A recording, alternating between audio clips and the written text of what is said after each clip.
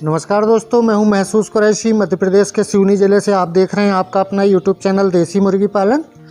आज इन बच्चों का चौथा दिन कंप्लीट हो गया है।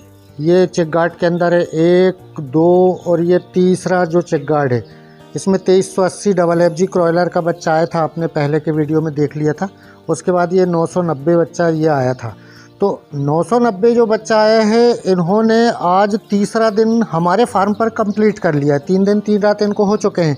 तो 2 दिन के बाद अखबार हटा के और 2 दिन इनको टेम्परेचर तो कंटिन्यू 33 डिग्री सेल्सियस बनाने की कोशिश कर रहे हैं। और इनको 2 दिन अखबार में दिया हमने दाना प्री स्टार्टर फीड, और 1 लीटर पानी में 1 ml के हिसाब से लिक्सिन पाउडर चला 100 बच्चों के ऊपर। और उसके बाद आज मल्टीविटामिन लगा दिया है।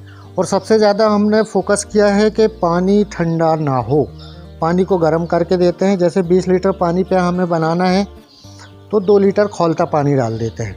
तो इनका हमारे फार्म पर 3 दिन 3 रात यानी 3 दिन कंप्लीट कर चुके हैं, और ये लोग 4 दिन कंप्लीट कर चुके हैं।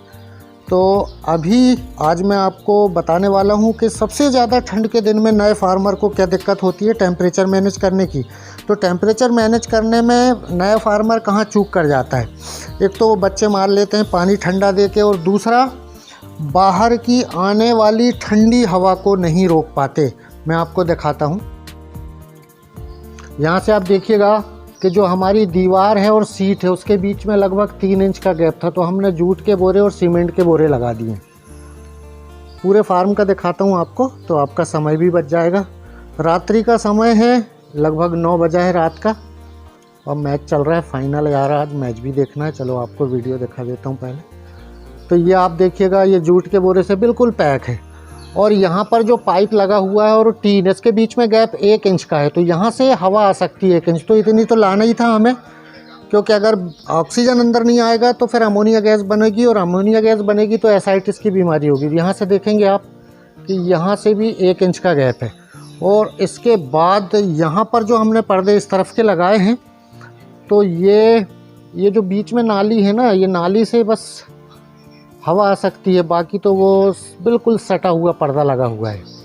ठीक है ना। यहाँ से खड़े होकर मैं पूरा फार्म दिखाने की कोशिश करता हूँ। ये देखिएगा आप, ये है नज़ारा रात्रि का, लगभग 9 बजे रात का।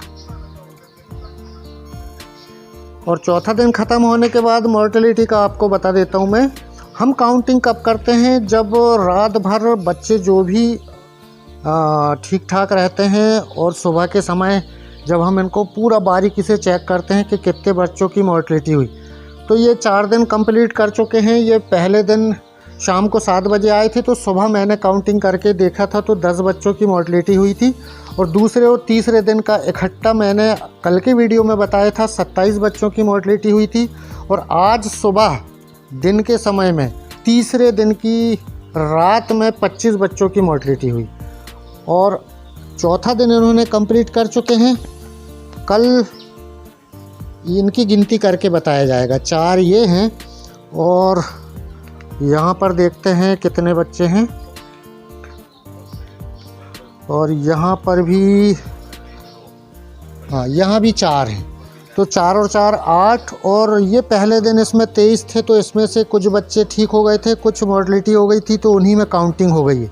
तो हम काउंटिंग कब करते हैं कि जब बच्चे को फार्म के बाहर ले जाके 1 फीट का गड्ढा करके गड़ाते हैं, उस समय गिनती करते हैं। तो इनका चौथा दिन कंप्लीट हो गया, इनका तीसरा दिन कंप्लीट हो गया। दाने में प्री स्टार्टर फीड सबको चल रहा है, 33 डिग्री सेल्सियस तापमान मेंटेन कर रहे हैं।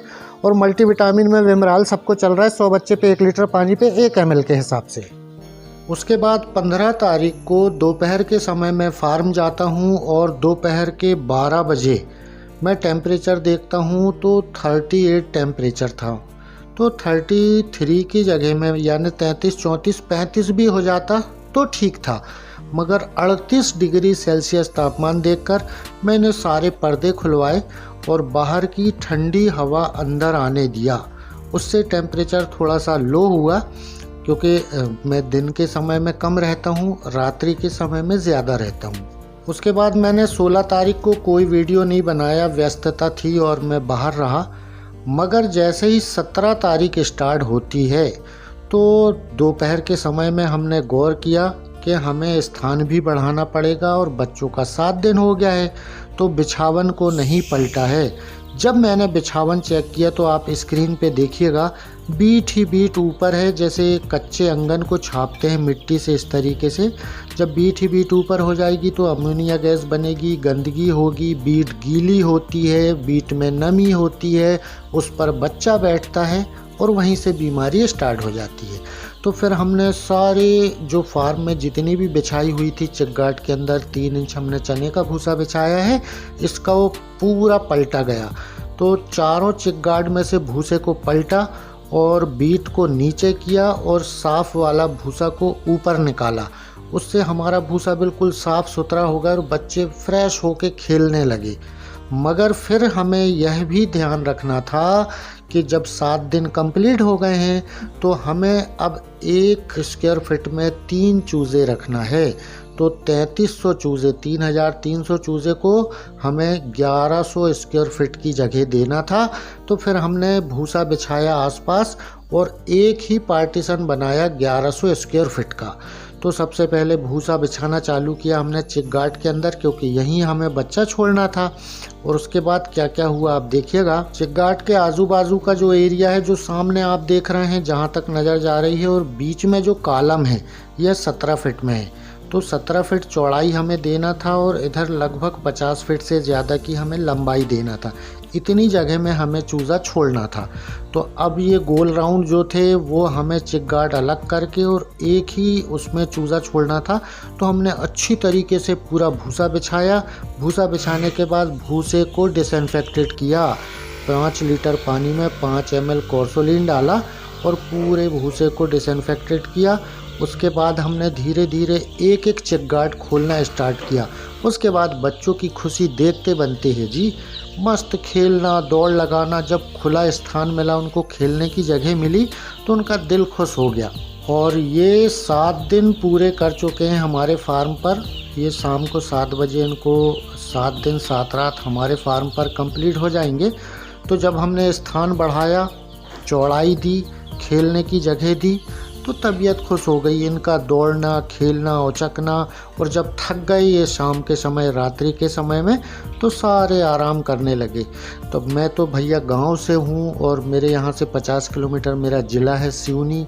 वहाँ पर वैक्सीन न होने के कारण 7 दिन में वैक्सीन नहीं कर पाया। मगर 8वें दिन वैक्सीन का वीडियो, 8 दिन में कितनी मॉर्टेलिटी हुई, 8 दिन में टोटल चूज़े ने कितना दाना खाया, 8 दिन में बच्चे ने वज़न कितना पकड़ा, 1 दिन में कितने ग्राम दाना खाकर कितना वज़न पकड़ रहा है, यह सारी जानकारी लेकर आप सबके बीच में हाजिर रहूँगा। जो दोस्त इस चैनल में पहली बार आए हैं तो चैनल को सब्सक्राइब करके बेल आइकन दबाकर और में कर लें। इससे होगा यह कि जो भी मेरा नया वीडियो अपलोड होगा इसकी जानकारी आपको मिलते रहेगी। अगली मुलाकात फिर बहुत जल्द होगी। तब तक के लिए नमस्कार, आदाब, जय हिंद।